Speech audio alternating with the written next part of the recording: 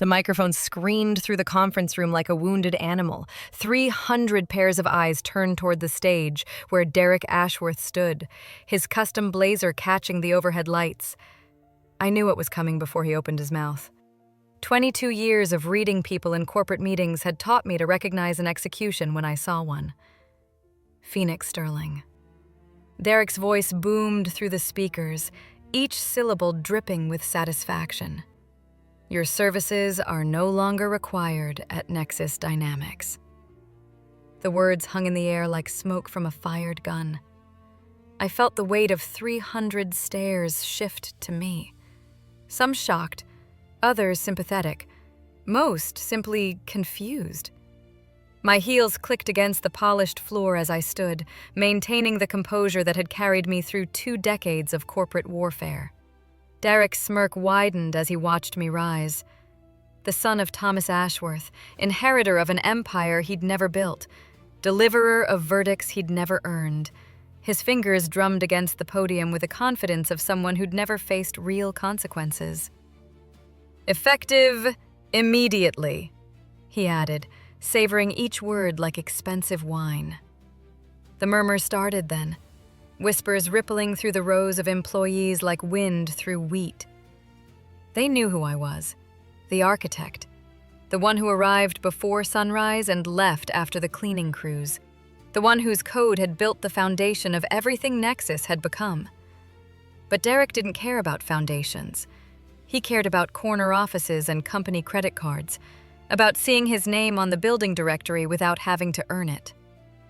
I walked toward the glass doors, my reflection multiplying in the polished surfaces. The Ashworth logo etched above our heads seemed to mock me with every step. 22 years. That's how long I'd given to this place. My mind drifted back to the beginning, before the glass walls and marble columns, before the 300-seat auditorium and wall of monitors. Back when Nexus was just 30 dreamers crammed into a converted garage that smelled like motor oil and ambition. I could still feel the ache in my fingers from those endless nights of coding, secondhand desks wobbling under the weight of refurbished equipment. Their others would pitch to investors while I built the infrastructure that would hold it all together. Line by line, function by function, creating something from nothing. They called me obsessive back then. Maybe I was, but obsession was what it took to build something that could process millions of transactions without breaking. Something elegant, something mine. The memory of my father's voice pulled me forward in time. Not his actual voice, but the ghost of it, struggling through the aftermath of his stroke. I'd coded from his hospital room, laptop balanced on my knees in those uncomfortable plastic chairs, the monitors beeping their electronic heartbeat while I debugged authentication protocols. The medical bills had started arriving 2 weeks after his admission, each envelope heavier than the last. I'd spread them across my kitchen table like tarot cards, predicting financial ruin. But Nexus needed me, and I needed Nexus. So I stayed. I sacrificed. I built. Derek had come to me 6 months ago, all charm and calculated smiles. He'd wanted access to the core systems, administrative privileges, the keys to the kingdom I'd built. "Come on, Phoenix," he'd said, leaning against my office doorframe like he owned it, which technically his family did. "I need to understand how everything works if I'm going to run this place. The system has security protocols for a reason," I told him, not looking up from my screen. "Some doors should stay locked." His smile had curdled then, just for a moment. A flash of something darker before the mask slipped back into place. "We'll see about that." And now the first error message appeared on the wall of monitors 30 seconds after I'd reached the glass doors. A tiny red flag in an ocean of green status indicators. Most people wouldn't have noticed it, but the technician monitoring contract files did. His forehead beaded with sweat as his fingers flew across his keyboard. More red flags bloomed across the displays like digital wildflowers. Transaction processing, data retrieval, authentication services, all of them stuttering, hesitating, failing. "Minor hiccup," Derek announced to the room, waving his hand dismissively. "Restart the system." The lead technician's voice cracked. "Sir, we should investigate first. These errors, they're not random. They're cascading through specific pathways. I said restart it. Derek's confidence hadn't wavered yet. Why would it? He'd never had to fix anything in his life. The monitors went dark. 300 employees held their breath. Even the air conditioning seemed to pause, waiting. Then the screens blazed back to life, and 3 words appeared in blood-red text across every display. Primary key missing. The silence that followed was absolute.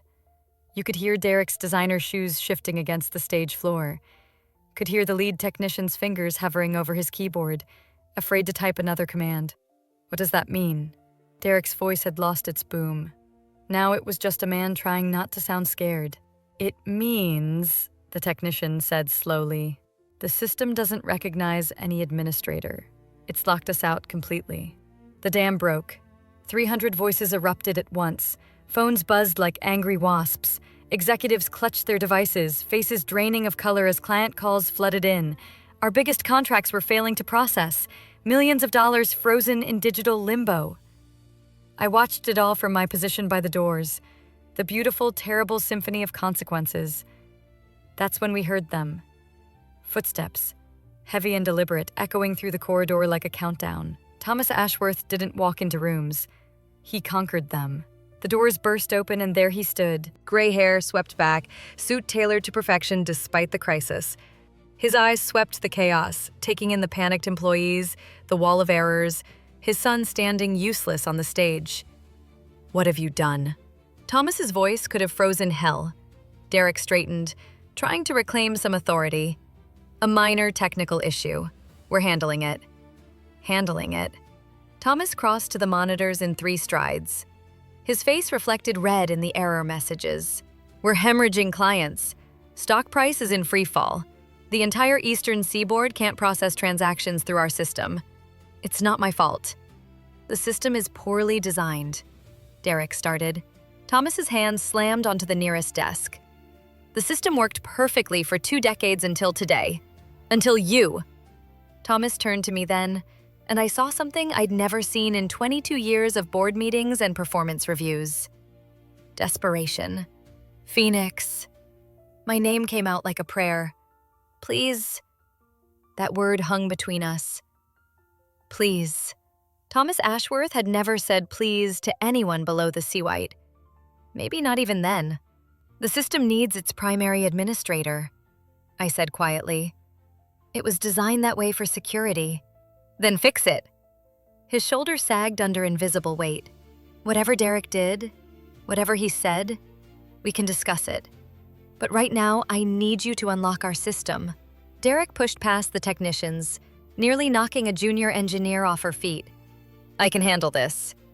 His hands shook as he approached the central terminal. I have biometric access. He pressed his thumb to the scanner. The system chirped its acceptance. For one beautiful moment, Derek's smirk returned. He began typing commands, trying to assert his new authority. The monitors flashed once, twice, then every screen displayed the same message.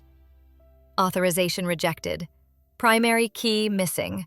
Lockdown enhanced. The system hadn't just refused him. It had dug deeper into its defensive position like a wounded animal protecting itself from a predator. You made it worse, the senior engineer whispered, then louder. He made it worse. The young technician who'd first spotted the errors spoke up, his voice carrying across the silent room. The backup is nothing without the original. The phrase spread through the crowd like fire. The backup is nothing without the original. 300 employees understanding finally what they'd witnessed. Derek wasn't just failing, he was being rejected by the very DNA of the company. Thomas's phone rang. He answered with trembling fingers, his face growing paler with each word from the other end. When he hung up, his voice was hollow. We're losing $500,000 per minute. The financial dashboard confirmed it. Numbers spinning like a slot machine in reverse. Everything we'd built, everything I'd sacrificed for, bleeding out in real time. Derek slumped into a chair, his custom blazer wrinkled, his perfect hair disheveled. The prince dethroned by his own ambition. Then something extraordinary happened. The young technician started clapping. Slow at first, uncertain. but others joined. Then more. The applause built like thunder. 300 people standing, their ovation directed at one person. Me. I stood there, feeling the weight of their recognition, not asking for my job back, not demanding apologies, just existing in that moment of absolute vindication. "You could have had everything," I said, my voice carrying without the microphone. "But you couldn't stand that I was invisible, that something you couldn't see or control was holding it all together." I turned back toward the doors. Maybe that's the problem with inherited kingdoms. You never learn that the real power isn't in the throne. It's in knowing how the castle was built. Thomas made one last desperate attempt. "Name your price. Any salary, any position." I kept walking. What they didn't know, what I'd never told anyone, was that I'd learned something during those sleepless nights in my father's hospital room. While reviewing the company's founding documents to distract myself from the beeping monitors, I discovered a clause everyone had forgotten: the intellectual property agreements from those garage days. Before lawyers got involved, before the Ashworths' money transformed us into a corporation, back when we were just dreamers with a vision, the core system, the fundamental architecture that everything else was built on, belonged to its creator, to me. They could own the company, the buildings, the contracts, but the beating heart of Nexus Dynamics had always been mine. Derek had done me a favor by firing me publicly. He'd severed the one thing that might have complicated my ownership, my employment. The glass doors closed behind me with a whisper. Employees lined the corridor, some nodding respectfully, others simply staring. They understood now. The system hadn't rebelled. It had simply recognized that its creator was leaving, and decided to leave with her. Thomas's final plea echoed behind me, but I didn't turn back. My heels clicked against the polished floors one last time, each step lighter than the last. The evening air hit my face as I stepped outside, cool and clean, carrying the sounds of distant traffic and life continuing despite the chaos in the tower behind me. The streetlights painted everything in gold and shadow.